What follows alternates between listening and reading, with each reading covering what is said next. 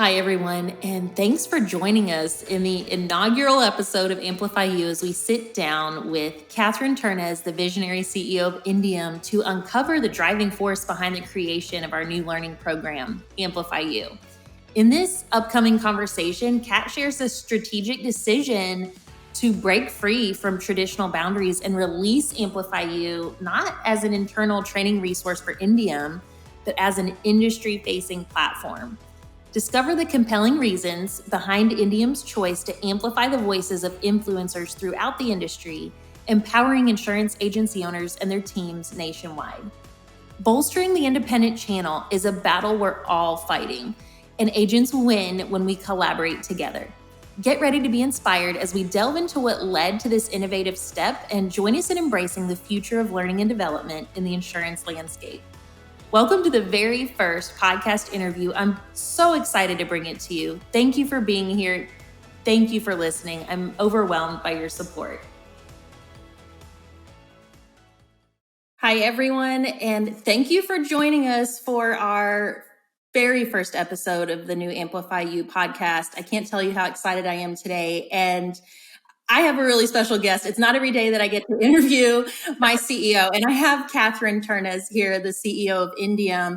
Indium's a network of agencies around the country. We're going to hear a little bit more about that today if you're new to Indium. But Kat, I am just absolutely thrilled to have you here with us today. Thank you for joining us.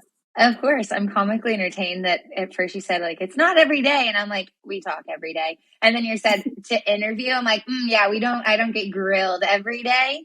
So I'm not anticipating it's that bad, but I imagine you have some tricky questions up your sleeve. So it should be fun.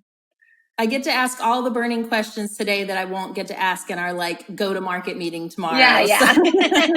So true. So true. It has been so fun working with you, and we have lots of fun projects that we've been able to collaborate on. And you've done some pretty incredible things in your life in the industry that we'll get to today. I know that you're kind of on pins and needles waiting to know what I'm going to ask you. I know that you're always ready to show up and wing it. So thanks for just, being here to have this conversation for us. But one of the things that I just think is worth noting is, Kat, you're an INTJ. So I'm going to talk Myers-Briggs talk for a second here. For our listeners, we probably have a few people tuning in that are, total nerds when it comes to personality stuff. If you're into the Myers-Briggs, if you're into the Enneagram, Kat is an INTJ. And less than 1% of women in the world are an INTJ. And somewhere along the line, after we'd been working together for a while, we figured out, I'm an INTJ as well. So what are the chances, the stars aligned, that I'd get to interview another female INTJ? And so I feel like I don't know where our conversation is going to go today and how this podcast episode is going to turn out, but it's bound to be a unicorn of a podcast episode. Yeah, I think it's funny because less than 1%, and there certainly aren't 200 people here at Indium. So the fact that the two of us get to work on a lot of things together, it's definitely a lot of fun, and we definitely go down a lot of rabbit holes when we get into discussions, and neither of us take much personally, so that always goes really well too. So yeah, it's a lot of fun. There's moments where it's very much, I feel like, looking in the mirror. I'm like, well, I'm glad Clayton brought that up because I was going to 2 minutes later anyway. So it's fun. It's so fun. And we have different Enneagram types. So I think that helps because, we look at things from different angles. So I'm not going to ask you what your superpower is, but what is something about being an INTJ for you that you're proud of or that you feel really good about? I guess it's almost the response to being an INTJ in my role. Most people believe I'm actually an extrovert. I think even when you first found out I was an INTJ, you're like, no, there's no way. No, you're not. And I'm like, I swear. And I took my test and I retook my little test. I'm like, yeah, look, I passed twice. Not that it's pass fail, but I got the same results twice. Yeah, I think it's the fact that I have spent and prioritized a lot of my mental health and a lot of my career moves and the roles that I'm in with the ability to take the introversion and be successful, like when I'm home and I'm working on things or in the office and collaborating. But then when I'm out in public, we can like turn the switch a little bit and like pretend to be an extrovert for a while. So I think that's the one that is, I don't know if it's like the superpower, but it's like the skill and the thing that I'm like proud of, that I can like toe that line and like adjust it as needed. I think most of the people listening that know you probably, if they had to vote, would have probably guessed that you're an extrovert. Oh And yeah. you're really, really well known in the industry, really loved and respected by all. So, what are some things that you've done to be purposeful about building those relationships? So, one of the things you mentioned is that you tap into that extrovert energy because you're in really external facing roles. How Mm-hmm. else have you built such strong rapport with other influencers in the industry over time? I think for me, I'm really good at having my small group of people. So everywhere I go, I try to get back to my small group. And over time, that has been person after person, then their teams, then their friends' teams. So I think that's turned what would normally be like an extroverted activity of going to a conference and there's 500 people here into me really thinking like, oh no, there's like, you know, 15, 20 different agencies I know here, and they brought 3 people. So like suddenly I know, like 60 people here, or I know 100 people here, getting to be involved with Agency Zoom and then Vertifor and some of the different products that had a really strong following and a lot of support. That helped me in many ways get more comfortable and like practice being an extrovert, because I'm really just like jumping from introverted conversation to introverted conversation. So that helped a lot, was just always focusing on the people and then the people that they're closest to and really building like a network. I think that's probably the thing that patched me through the most.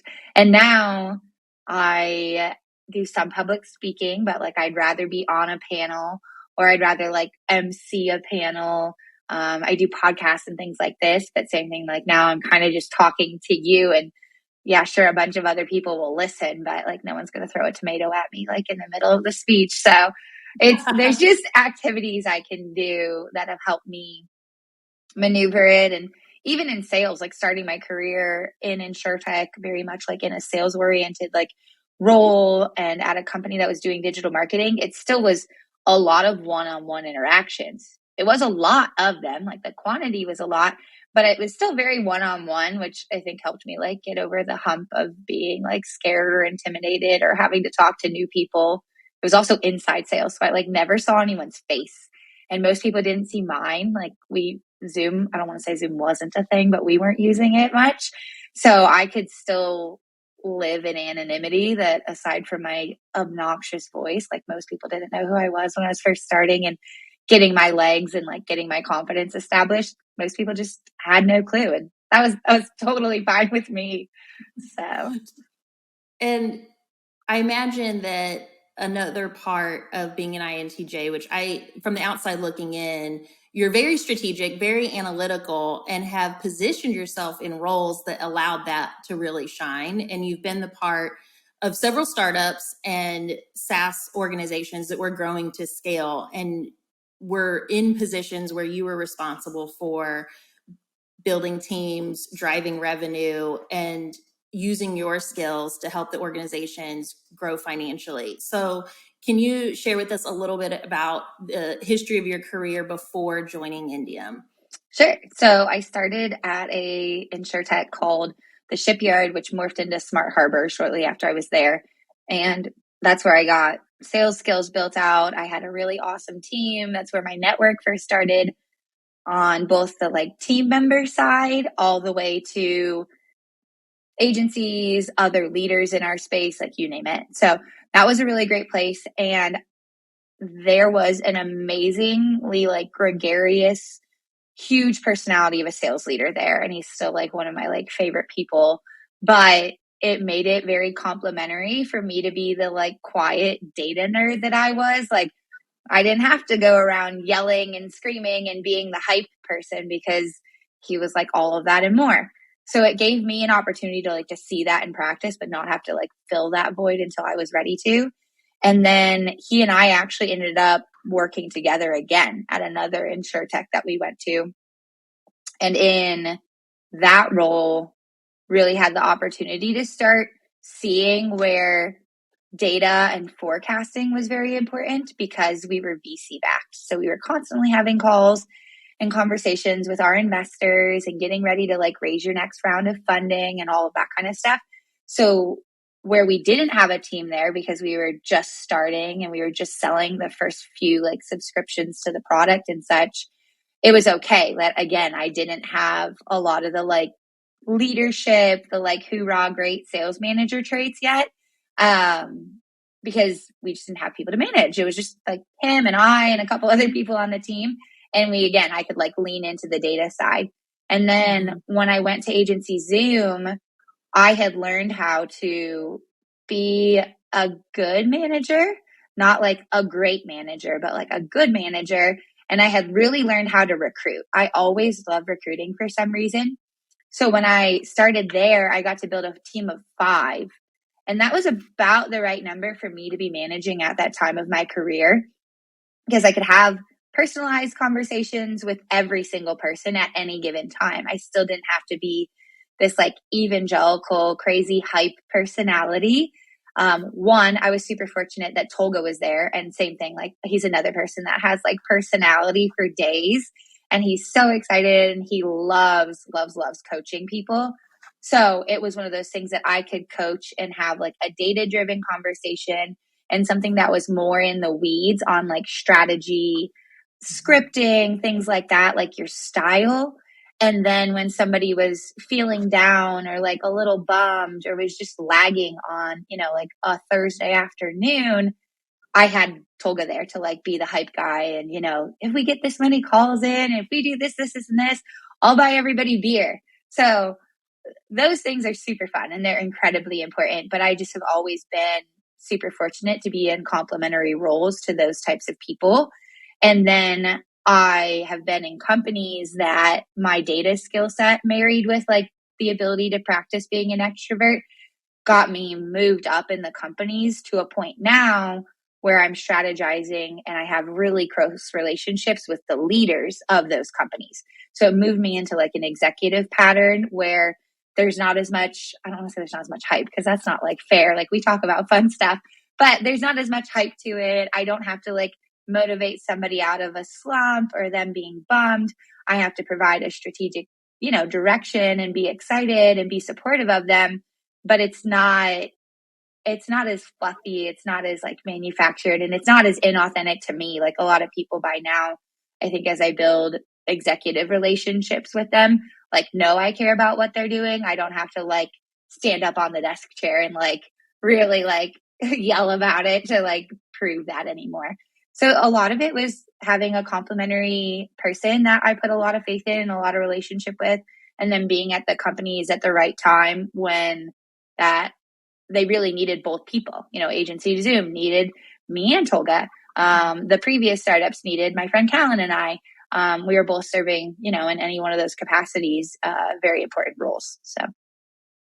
And I love that you're kind of sharing a little bit about what that growth was like, because at the end of the day, that's why AmplifyU is here. And we want to empower our listeners and the people that are part of the program to grow professionally and whatever level they're at now to be able to tap into resources that help them get to the next level. So I think it's really helpful kind of being able to go back in the timeline a little bit and hear about how you went from excelling with sales to excelling with data and forecasting to being in roles where you got to apply your strategic decision making, and then learn about collaboration and how to be a really strong leader.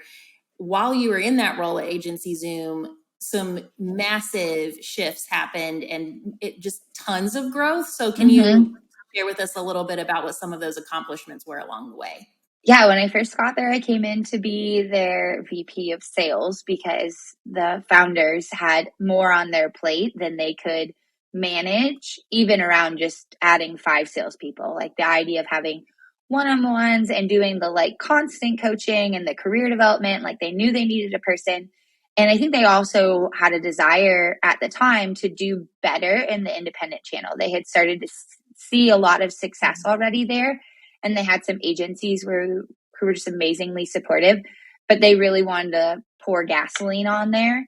And figuring out where to do that was something, same thing. They didn't have time to dig into the details and figure out like, oh, well, we should do it for this conference or that conference, or this particular agent is really well connected and this agent isn't yet, but we could make it into a success story. Like they just didn't know the delta between where they were seeing all this initial success and where they were trying to go.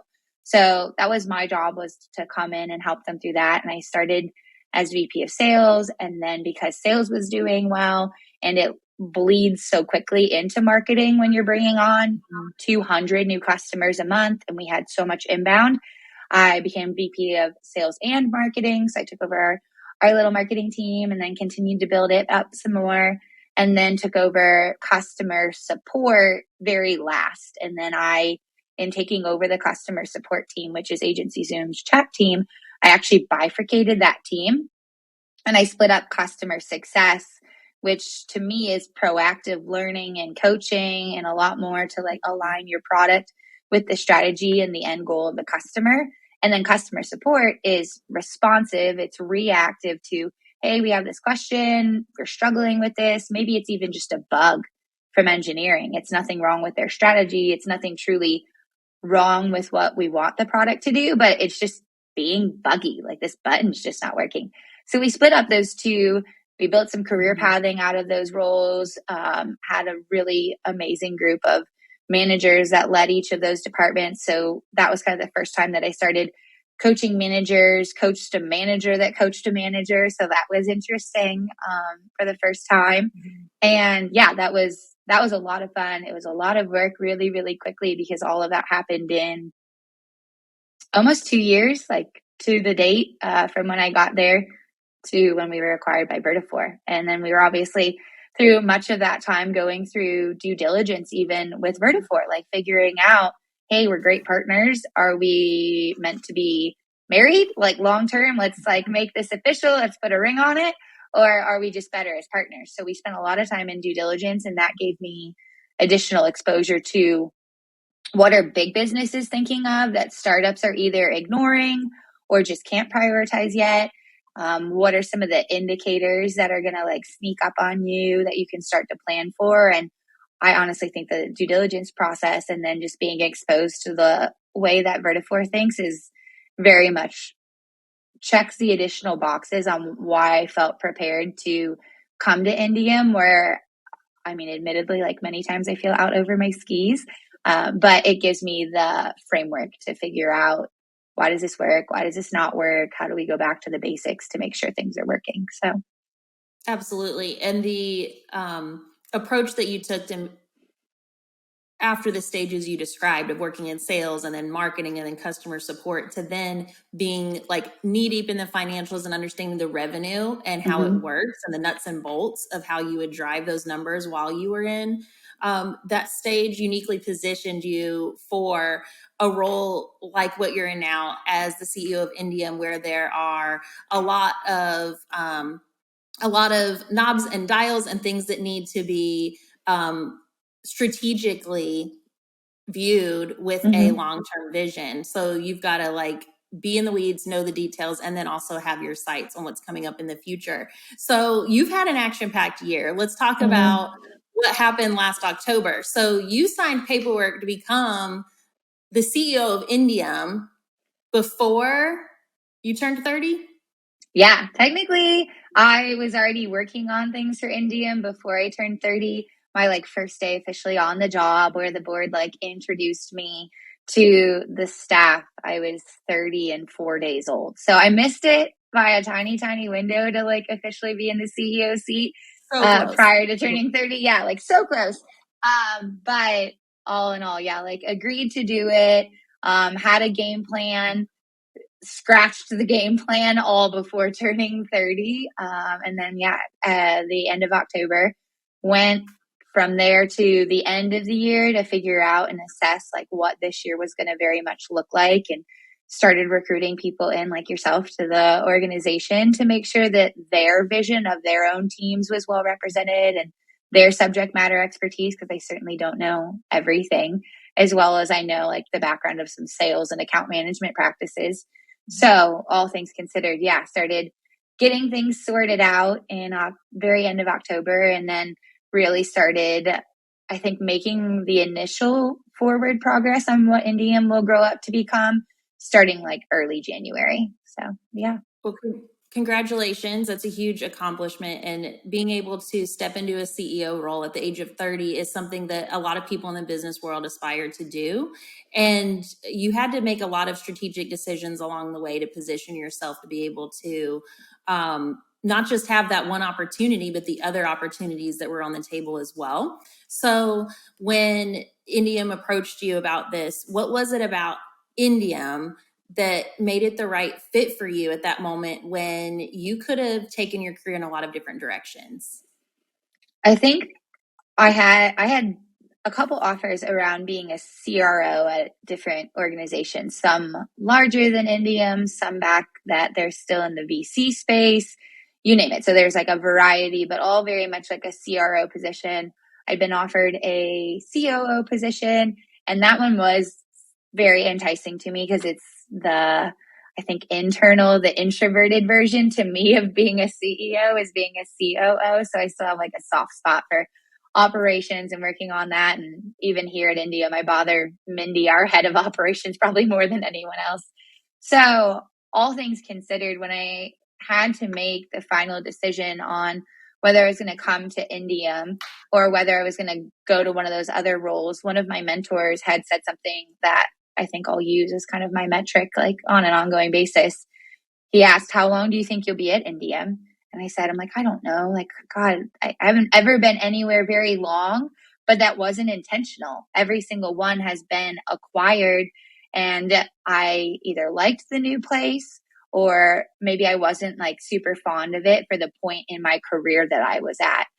But there was never anything truly wrong with any of those companies. They just didn't suit my needs at the time. So I was like, I don't know. Like, what a difficult question. And he's like, okay, like we'll give up on that one because God knows you'll never give me a real answer. He's like, let's use 5 years. Like, let's just agree that it's 5 years. I'm like, okay, I can do that. He's like, in 5 years, which of these jobs do you want to do all over again? You have to do it twice. And he's like, at 35, which one of these will you go do again? Wow. And I thought about it and I thought about it, and the CRO positions, I'm like, some of them are really good, but if they go well or if they're challenging, if they're miserable, if they're great, just you name it. I'm like, I don't know if I would want to go do any of them a second time. And it was kind of the same around that COO position. I was like, I like that, but I think by the time I get done being a COO in 5 years, I'm going to be calling for someone's CEO title. Like, I'm going to want to fight on that next weight class up. And I said, I was like, well, I think I want to be a CEO of businesses that have kind of lost their way, that they have some good internal structure and they have a foundation built, but they haven't quite made it across the finish line yet on what they can truly become. And he's like, if that's the case, that's the job you should take today. Like, that's the one then. Like, whether you feel ready or not, you're never going to be ready. That's the one you should take. So that really helped. Having a really good board structure here. Indium is owned by its agencies. So we have about 300 agencies. We have 47 equity holders. And then there's 9 total board members, 8 of which are equity holders that are elected to the board and serve in the formal positions. And then we have a member at large who does not have equity, but observes from the membership standpoint. And of the 8 from when I got here, I would say there were 2 that I hadn't like spoken too much and didn't know well. All the rest, I had either been at conferences over the years and like worked with them, been on multiple projects, been at multiple companies, and had an opportunity to work with them as equals, as mentors, just you name it. So it just felt like a good place to go try my hat at being a CEO. And so far it hasn't been too bad. So Absolutely. I mean, created so much momentum in a really short amount of time. And it's been really fun to be a part of that. And I love being on a team that's making just so many waves in trying to help agents and bring as much value as you possibly can to the Indium member network. And I know that the changes that you brought on board have just been so well received, and you're thinking about today, you're thinking about tomorrow, and like well out into the future. So what is it for the people who aren't familiar with Indium? AmplifyU, we'll get into AmplifyU in a little bit and just explain all about that, what it is, what you can expect. And you'll see in all of our messages that it's AmplifyU powered by Indium. So what is the magic of Indium? And what is this like amazing member network in a nutshell for people who aren't a part of Indium, but they're going to be a part of AmplifyU? Sure. So Indium, the thing that was attractive to me is coming into being the CEO of Indium was kind of like taking on being the CEO of 3 different companies all at once. We have a brokerage, so similar to like a nationwide brokerage solutions. We have that, and that's only accessible to our members. We then have subcodes, which subcodes is what most people think of out of like networks, aggregators, clusters, where you're part of the group, but you have Safeco, you have Travelers, and it has your name on the top of the paper, and you're accountable to production and you name it.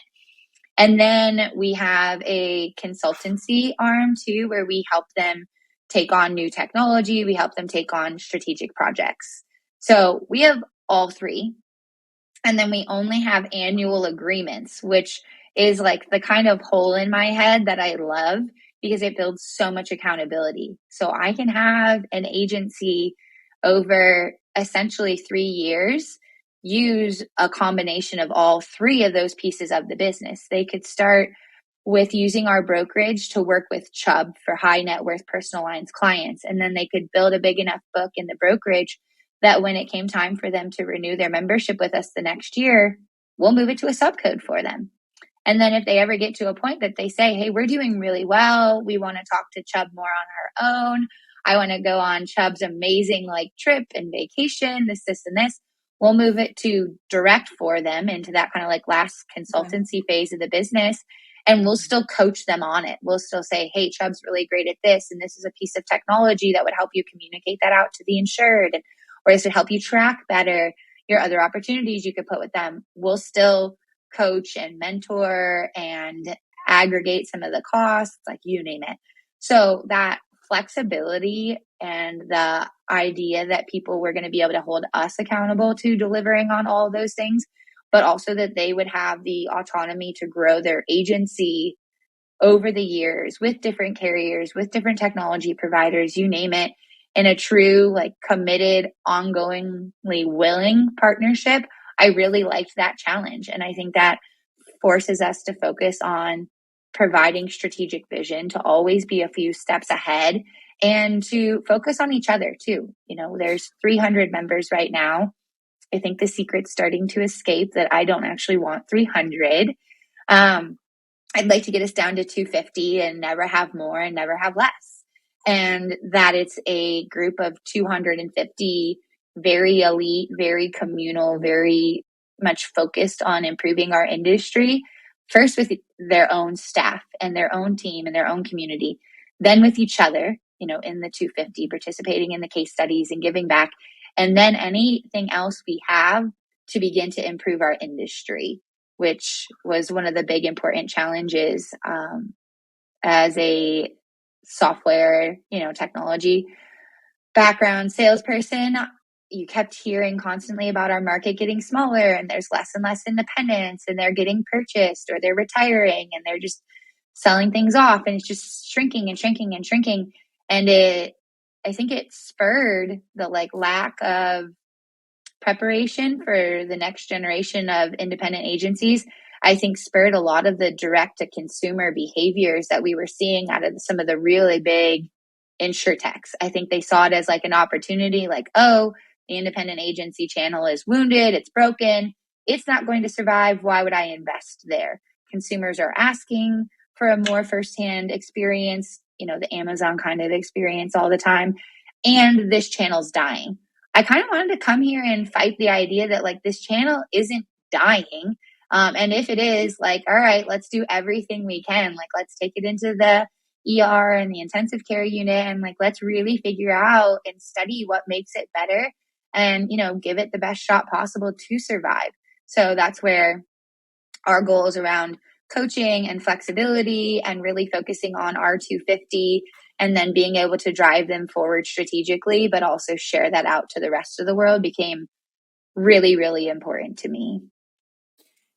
And I think you're right. I think it's a worthy fight to be in because of the work that independent agents do every day and the difference that they make, and it being in the best interest of the consumer, and it being such a thriving model still. And so I think we can fight this narrative that it is wounded to the point of no return Yeah. and withering, and instead use the tools that we have to build tight communities, strong agencies that are strategic, thriving, and growing, and then collaborate together to spread that throughout the industry for the growth of the whole. So I love seeing these things that are coming up that are like just bubbling to the surface. People who, and Indium members who are working on projects like Big Industry, Small Community, that you guys will hear about more on social media and more on the podcast soon. And then projects like AmplifyU that are launching to try to help us collaborate in new ways so that we can make that forward momentum during a time when we can still make a huge impact and change that narrative.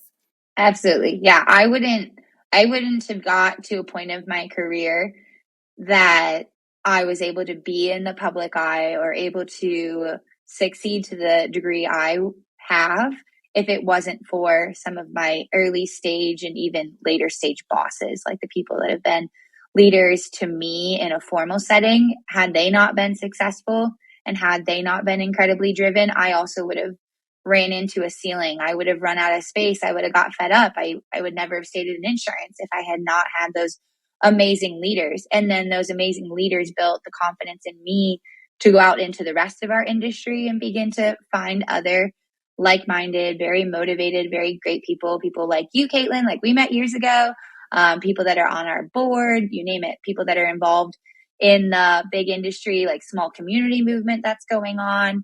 I got a seat at that table because other leaders had built confidence in me. But those are skills that sometimes small agencies either don't know how to foster it, you know, like they don't know one-on-ones on a weekly basis are so helpful, or performance reviews, if held a certain way and setting goals, can really help people feel aligned and empowered to be successful. So I think there's a lot of mechanical things that we can do to build strong leaders in our agencies and strong skill sets in our agencies. And then because they're strong, it'll be a rising tide that continues to strengthen our industry, the next generation and the next generation. You know, we have Lindsay Wallace here. Like Lindsay's a gem, and I'm young, but Lindsay's like an actual child. She's a little nugget and I love her, but like we all want to see people like that continue to succeed because that's how our industry continues to succeed. So yeah, I'm really excited to like start providing some of the like mechanical legwork out to our industry, that the great people we have are also becoming skilled and supported people. Absolutely. And we have this amazing opportunity to work alongside some of the huge influencers in the industry who have they have a secret sauce they've dialed into that's like helped them accomplish amazing things and grow massive agencies, and that are not just like chilling at being a big agency, but way bigger than they were 5 years ago and are actively growing and on a forward trajectory. And so what's it like being able to like collaborate at that level with, you know, the caliber of the Indium member network, and being able to you're at the forefront of a group of people who are movers and shakers in the industry, and they're all so different. So how do you collaborate with people that are at that caliber, but all very different people? I think the way that I like built initial relationships with them and can continue to be passionate and excited for their success, but also like acknowledge our differences, was just constantly spending time asking them why they were working on that project, or why they care about this, or like why that's been impactful to their team. Like understanding the initial motivations really helps you to see like every single person, whether they're small and growing, whether they're really large and steady. You start to understand, yep, they put their pants on one leg at a time every day, like I do. And it humanizes that experience where the idea of helping with something they're stuck on that maybe you have gone through validates your existence in the room. You know, no one has all of the answers. So understanding why they're doing things and what has them stuck, and then maybe you have those answers, or maybe you introduce them to other people who you trust why they work and what they've done successfully. Like, I think that's really, really important. And it's definitely a keeping up activity at times with some of the people that we have involved. David Crothers is amazing. He has his podcast and he has the Killing Commercial coursework. Chris Paradiso is incredibly generous with his time, and I don't know anyone who gets up and runs and just spends their life on that level of physical energy, but Paradiso does. I've had board meetings with Paradiso where he is at the back of his office doing push-ups, and you're like, what are you doing? That's amazing. And he's just high energy, and he has a goal and he's laser focused on it. And his staff is also similarly high energy people. Then you have Bradley Flowers, who came out of being a captive agent and was scratch and is, fighting way above his weight class in Alabama, where it could certainly be easy to be down on yourself. Daniel's song is amazing. California is hard, and Daniel's song is amazing. Like, there's just all of these people that are at different phases of their agencies. They're at different phases from their ability to assist others and just generously, like, broadly give, but they all do give still. Whether it's 30 minutes of time, whether it's expertise on a podcast, like this, where many people can hear and listen, they all have a commitment to giving back what they know. And I think that also makes the idea of talking to large agencies versus small agencies pretty uniform. Like, if you are being generous and giving something that they need and you understand why, you can do a lot.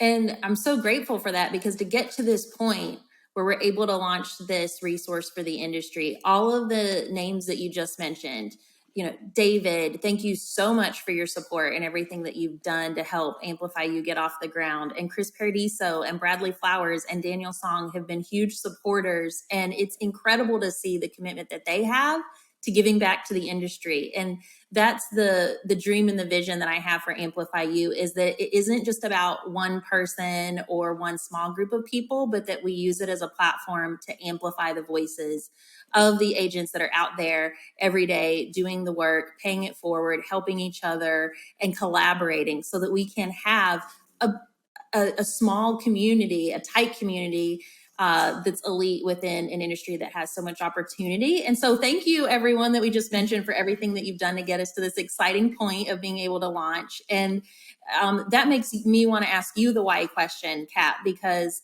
when we just initially just started talking about agency education and all of the value that Indium's already providing to agents, why did you decide to expand the learning and development offerings? And why did you then decide not only to take on a new huge project, but decide to make it industry facing when you could have kept it close and had a tight grip on the resources that you wanted to create? I think the idea of, was it going to be just for Indium, or was it going to be for our whole industry? The response to that was going to be the opposite of how we thought about our membership. If our membership had been open to everyone, I would have said this is a resource only for our members, because just be a member. Like, it's not hard.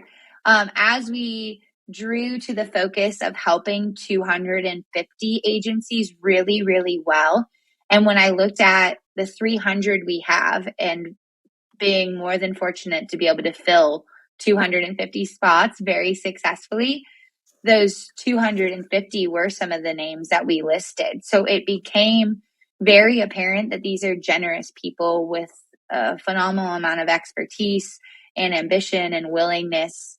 So once I saw that the best way to study and coach and mentor and drive strategy forward was going to be by us staying manageably, I was going to say small, but like manageably medium, because realistically there's some like big agencies that I can't really call it small, but like manageably medium, that we could actually show up and coach, and we could be involved, and we could know everybody by name. Like it really, every single person or agency, I should say, in the 250 should dawn on me at some moment when, a carrier comes to us and says, let's do this special project. And a vendor says, hey, we'll participate. We'll throw our hat in the ring. We'll give you 50% off on this. I should be able to, at some point in a given year, have one and every single one of our 250 agencies come to mind. So once that felt exclusionary, I didn't like that. Like I wanted to come here to prove that our industry could survive and that our industry could better itself. So as soon as I felt like, all right, I can only, you can't pour from an empty cup. I can only help 250 in a really elaborate, meaningful way.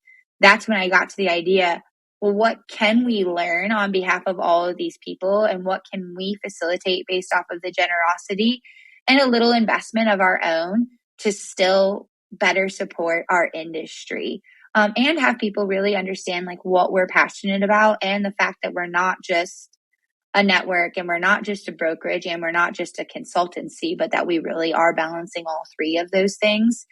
I think AmplifyU became really important, that the story about who we were helping, about the you, was magnified, and it was out there, and it was something that improved, a lot more people's agencies and businesses and communities, their lives. So I think as soon as that decision was made around how our membership would work, I became pretty attached to the idea that this still is not truly exclusive or exclusionary or prohibitive, and that other people aren't welcome, because that's not the case at all. It's just that there's only so many people we can help at any given time to truly, truly get in the weeds with. And that's what I see being part of Indium as, is that we're in the weeds and we're coaching and we're strategizing. That doesn't mean that what we learn is proprietary and only belongs to us, and that we don't want it going back into the industry. It's the exact opposite. We hope everything we can learn can go back to help some more people. It is. It's a noble cause. And what excites me is that because we have the Indium member network and so many amazing agents out there that are very vocal about how they've been successful and very willing to share that, we have a mechanism for crowdsourcing our content so that agents can learn from other agents. And so that the key players within and inside of an insurance agency can now hear from many voices in the industry on one platform. And we're able to like expand that insurance bubble for the people who are very integral and very up and coming to where the industry is going next. So I'm excited for what that's going to look like, and the people that we're going to hear from on this platform, and just where that's going to take us next. And so since we're getting to the top of our hour, and you're my CEO, so I can't let this run late. We for sure have a meeting after this. Along the lines of thinking about like how professional development and how important it is to invest in yourself.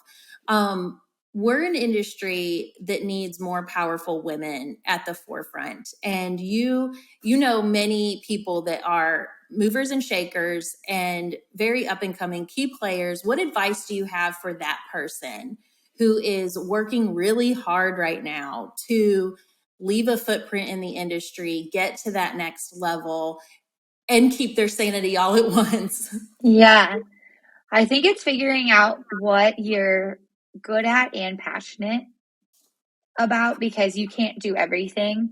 And until you figure out what you're really good at and what you're really passionate about, you're going to be spreading yourself too thin. And whether that's spreading yourself too thin on your own professional development, that you don't have time to read or to listen to podcasts about that topic, or whether it's spreading yourself too thin on what you volunteer to take on in a work setting, or what you offer even help in networking. We go to conferences and our time always feels like it runs out before you ever get anything done. Don't sit at a table talking about something that's just completely non-relevant to you. There's somebody else that it's incredibly relevant to. So become as successful as you can at what you're truly passionate about, and then make yourself available to anyone who needs even a little bit of help and a little bit of guidance on that topic. I talk to a ton of insurtechs still, just because I'm friends with the people, but being friends with them started with networking and started with me knowing and having had success in sales. So that's something that if somebody sends me a message on, LinkedIn or gets my phone number through an introduction and they're like, hey, can I pick your brain about sales? Yeah, like let's pull up your Salesforce account or your HubSpot account. Let's get into the weeds. Let's look at this. Let's talk about how you're taking care of yourself and your manager and your team, just you name it. So find your pet project and your like passion area and continue to like relentlessly pursue that. And the closer you can stay to real data and real results, the more as a woman, specifically, you're going to be able to say, like, this isn't a fluke. This isn't just because of everything else around you. You can be so damn proud and so confident in what you've achieved, and you should talk about it. Like there's a big gap between ego and confidence. You should be, able to talk about it. And I think that helped me a lot in a male dominated industry. I think a lot of the guys around, like the sales environment was like, oh no, like data shows Kat's actually good at this. And then because it wasn't something that I was gatekeeping from them, but I was like more than willing to help, they were also willing to admit like, oh yeah, Kat's really good at that. And that's who I talked to about that. Like, of course I did. I guess I was going to say that they said Kat's nice, but they probably didn't say that it was nice. But like Kat's available, she's willing to chat. So yeah, I would do that with whatever you're good at. Like if you're really passionate about marketing and branding, if you're really, really passionate about cyber, if you're really passionate about a niche market, get to a point that you can passionately yell it from a rooftop and get really good at it. And people that need your skill and are going to support you are going to naturally flock to you, when you have that megaphone that you've built for yourself. Thank you. And I love that you shared that advice. This platform is all about elevating others and paying forward things that have worked for us in the past. So I love that you shared your thought process behind that. And I've seen your values along those lines about success and being a high achiever and giving back really show up in the way that you run Indium as an organization. So just speaking as from like an employee's perspective, you have been very employee centric in the decisions that you've made since coming on board at Indium, and seeking to elevate the team members and the people that contribute to the organization moving forward on a daily basis. And just really want to thank you for going above and beyond to support the team and make it a really like holistic company to be a part of, and a place where we can all come and like dive into those special talents that we want to share and feel like we can do it in a way that's so future forward. So I really appreciate that. Well, I'm glad to have you here, and I'm glad that we're launching AmplifyU, and I'm glad that you feel comfortable and that the team, recognizes that, because I want, anytime someone has an idea, like I want them to bring it up, and whether that's anonymously, because when I first got here, I was the new CEO and that's scary, or whether that's over time of building trust and it's sideline conversations, or having a good leadership structure that allows employee feedback to move up through back and forth, and for them to feel heard. Like I'm glad that's how it feels on a daily basis, because there's moments that I feel out of touch with reality, and then there's moments that I feel like I am more than submerged under reality. So I'm glad to hear that it organically is working and that it feels good, and that you guys are, happy. And like I said, very grateful to have you on the team and leading this initiative, because like I said, to me, I think we even started kind of talking initially about the membership role, and then your response and your ideas around it are exactly what it has to be. Like it's yin and yang. It's the complementary element to it. So I'm very glad to have you here, and I'm very glad to be launching the project. It's a really cool initiative to be a part of, and thank you. And to our listeners, thanks for joining along for the ride. We have so many resources to bring you. Amazing podcast episodes coming up from influencers in the industry and people who are just doing an amazing job, trying new things, doing things differently, thinking about the industry in new ways.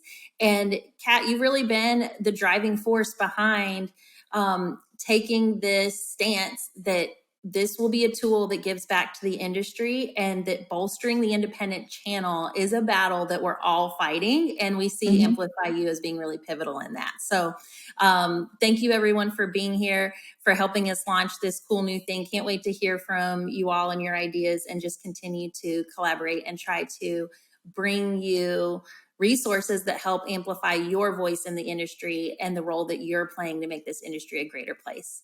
Thanks, everyone. And thank you, Kat, for joining us today. Glad to be here. Thank you.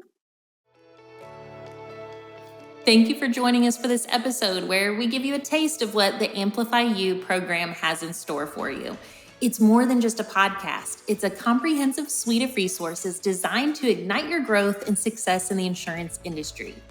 Get ready to explore our dynamic online learning management system, where you'll find a wealth of valuable courses and modules tailored specifically for insurance agency owners and their teams.